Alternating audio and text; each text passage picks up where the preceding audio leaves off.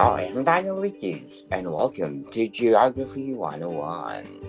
Geography 101 is all about places that I visited from Europe, Caribbean, North America, South America, Asia, Russia, and a lot more. And today, I have my special guest. He is an award-winning author. He is the author of Wildermore Apocalypse. And of course, he is my co-host, Book 101. No other than Mr. Chris-Tetreault Blay. Hello, everyone out there who's probably already familiar with my voice. Those of you who are listening, if not, hi, Beer. Thanks for having me, mate. Yes, welcome to Geography 101. Thank you. So we are here today to promote our podcast, Book 101 Review. Yes. And as I said, Mr. Chris is my officially co-host. We started our third season. Can you tell us what's your favorite place that you've been to? I've been to. See, I'm not as well travelled as yourself by the sounds of it. I will say you probably put me to shame. Probably the best place going out of the UK, because there's quite a few places I hold dear to my heart here in the UK, which I'm sure I could talk about. But Croatia actually has got to be up there. Went to Croatia for my honeymoon back in 2010, so it's got that sentimental kind of reasoning for it as well. But it's such a beautiful place. Something totally different, really, to where I'd been before. It's definitely somewhere I would go back to. Yeah. Yes. So what do you think was the difference of Croatia and United Kingdom? Pace of life probably springs out, to be honest with you. Everything seemed a lot more kind of laid back, a lot slower. The weather's certainly better over there, because you're just over the water from Italy, so you do pick up a lot on the sort of the whole kind of not Mediterranean, but you get a lot of that kind of nicer weather out there. So that was good. But yeah, it's from where I am in the UK, I'd say, and from a lot of the UK, history is my big draw. I'll to places that have got a lot of history or look like they're still kind of set in old times. And the place where we were staying in Croatia in particular, called Porec, the town itself is it's like cobbled streets, steep kind of, the town is almost, no, it's quite hilly, so cobbled streets, quite steep inclines, and little shops, little nooks and crannies that you can, little back streets you can go down. And it's just had that real kind of vintage, I mean really vintage feel to it, and just just a much more relaxed place to be. I guess you get that a lot where you live. It's always hectic because you've got your family there, you've got your work there and everything. It kind of seems like everything's coming at you at 100 miles an hour. But over there, just time didn't really seem to exist, which is great. And a bit like here, where I am in Devon, in the southwest of the UK, I live quite close to the moors in Dartmoor, where you go up there and all of a sudden it's just barren, not wasteland, it's kind of rural, just sprawling hills and that kind of thing. And people and places are few and far between. Just up the back of where we were staying in Porec, just a short sort of bus ride away, we went on a bus tour one of the first days we were there. It takes you up into the hills, and it was almost like being back on Dartmoor. You would see people. You pass through places about half an hour without sight of anyone, and all of a sudden you're at someone's house, and there's a donkey tied up outside in the road and stuff like that. It's just it was surreal. It was lovely. Yeah, it's just very, very quiet and tranquil, and yeah. Yes. And Croatia, the capital is Zagreb. And the northwest of the country, along the Sava River and the southern slope of Medvednica Mountain. Oh wow, nice country. Yeah, it's as well, because we went over there and we I had no concept of how big the country really was, and we wanted to go to Dubrovnik. Obviously, it's one of those places I think you've got to see. I mean, it's got a tragic recent history to it, war torn and all that, but it's one of those places that still has that history present there that you need to see. And it was about 6 or 7 hours away from where we were staying, which I know over in Canada and the US, they're probably all that much because it's vast over there as well, but we're not really used to that here in the UK. Going 6 or 7 hours to somewhere would put you the other side of Scotland. So I think Dobronik is where Game of Thrones being yes. Yes. I think you're right. I think you are right. Yeah. Because the places are really majestic. But Croatia is a nice country too. Mr. Chris, as my co-host on Book 101 Review, what else you can say about Book 101? Book 101. Well, it empowers, as you say every week on there, Daniel.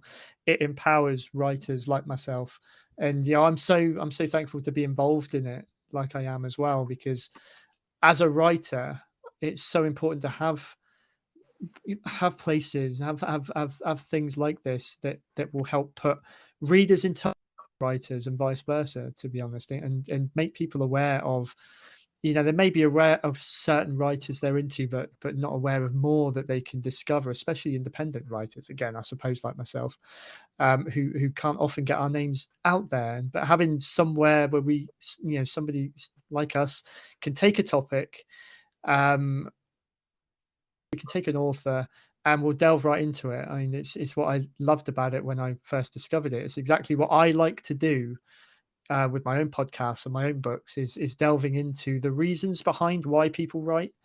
And I think, listeners will find that out as well, is either the writers that come on to talk about their work or us talking about other people. You get to know a lot more than just beneath the cover of a book, I suppose, in the title. You get to grips with the guts of the story and what lies beneath it. And I'm hoping I'm selling it to everyone. Really, everyone should check it out. Not least because I'm now involved in it, and I'm I want people to listen to me, because that's not it at all. No, I think what you've done, with the show before, I discovered it and became involved, is fantastic, and that's what drew me to it. Like I said, it's a place where readers and writers can go to find out more about books and writers they probably wouldn't ordinarily stumble across. So it bridges that gap. Yes. So, as our author of the Voldemort Apocalypse trilogy, can we do the recap of the 3 books to promote? Why not? So, my Voldemort Apocalypse trilogy is a apocalyptic horror trilogy. Starts with part 1 is Acolyte, part 2 is The Sowing Season, and part 3, which is still yet to go back out there, but it will do one day, is called Of Gods and Insects. And in a nutshell, it's my take on my perception of the Mayan prophecy that the world was going to end on the 21st of December 2012. I got majorly drawn into, and this was before 2012, I was like one of those that got majorly obsessed almost with this prophecy, because I kind of thought, well, what if it does happen? What are we going to do? What's it going to look like? Will we know? Now, that is the question that really spurred this trilogy. So when I got to December 22nd, 2012, and we were all still here and I was still at work, and life was just happening as normal, it got me thinking, what if something has occurred in the world? We don't all see it. It's somewhere it's not in the public eye. Something could have happened which may not have brought fire and brimstone down to us, and end of days as we know it, but it started something which could eventually lead to an apocalypse, to the end of the world. And my setting for this is a moorland community, a bit like Dartmoor, which is just up the road from me, called Wildemore, and it centers around 2 timelines really. It centers around a load of characters who live in Wildemore in what was present day, sort of early 2000s. And it also, as it goes on telling their story about what is happening in Wildemore up to these last days in 2012, it tells the story that lies, that is behind all of those events, something that started back in the late 1600s when a group of priests decide, or one priest in particular, leads a group of priests to raise a power, a demon, obviously very otherworldly presence to wreak havoc and wreak revenge on the world for their own sins, really. And what they did then in 1600s has a knock-on effect to what happens in 2012. So you do, I will say, it's one of those where they're not standalone books, really. I think you can pick them up and you can probably enjoy them on their own, but in order to know the full story, you do need to read them as a series. So yeah, you can find them out there on Amazon. Just put my name into Amazon and they'll pop up. Like I say, the first two, I'm just waiting to re-release the third one, so I'm hopefully not going to keep you all waiting too long.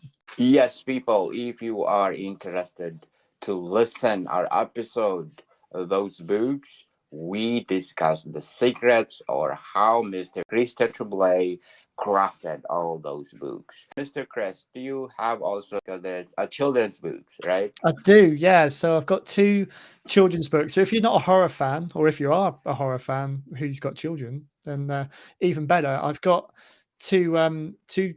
They're rhyming picture books, so they're aimed for sort of 2 years to 6 years, I'd say. In the same vein as writers like Julia Donaldson, who wrote Room on a Broom and The Gruffalo and things like that, and Eric Carle, who wrote The Very Hungry Caterpillar back in my day. They both tell the story of my main character, which is just called Little Brown Moth.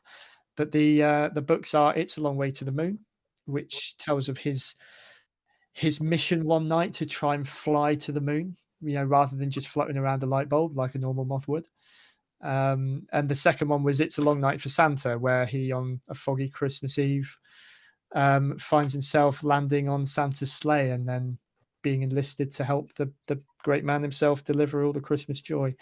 So it's a very seasonal one, that one, but it's definitely a favorite.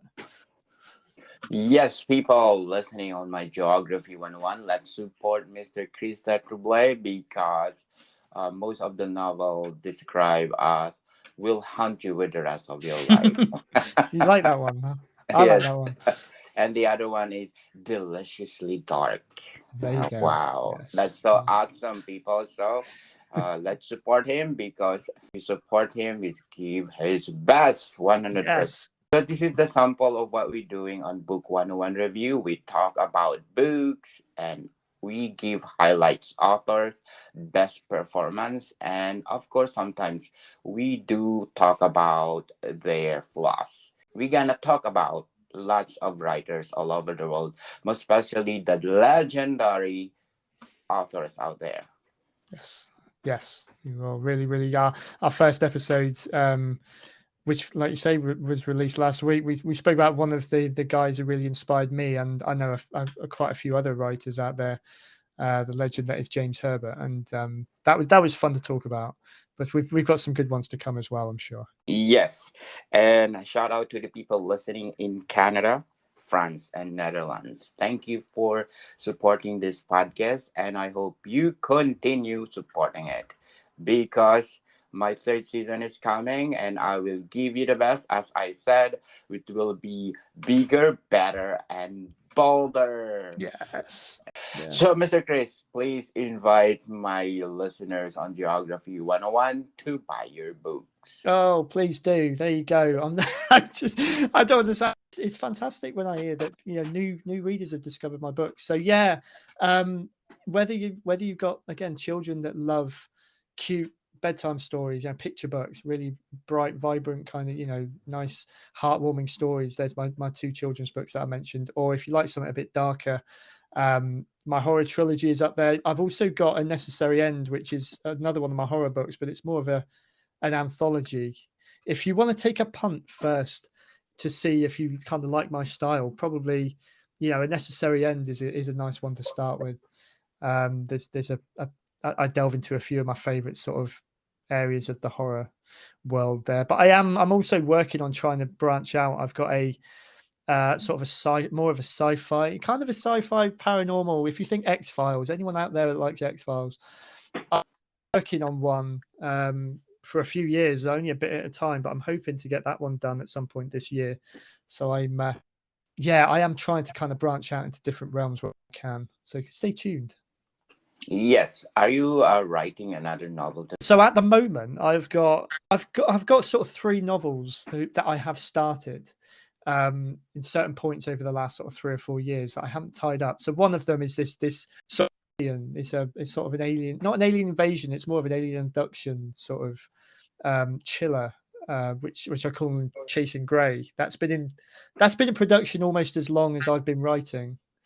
So that's definitely one that I want to try and finish off at some point this year. But the other main one I've got working on is called Poison in the Well, which is about halfway there, probably just more than halfway there. And that is a follow-on to the Wildemore Apocalypse. So it's definitely one when I've got more of a substance to it, we can talk about to try and bolt on to what we've already discussed about, the Wildemore Apocalypse. But it's just finding the time, isn't it, mate? Really, to do it. Yeah, time is sometimes we are catching times. Here we are. Just go around the circles. But yeah, no, that's my main aim. I've set myself targets as one does every year, and I really want to try and stick to it this year to get more writing done.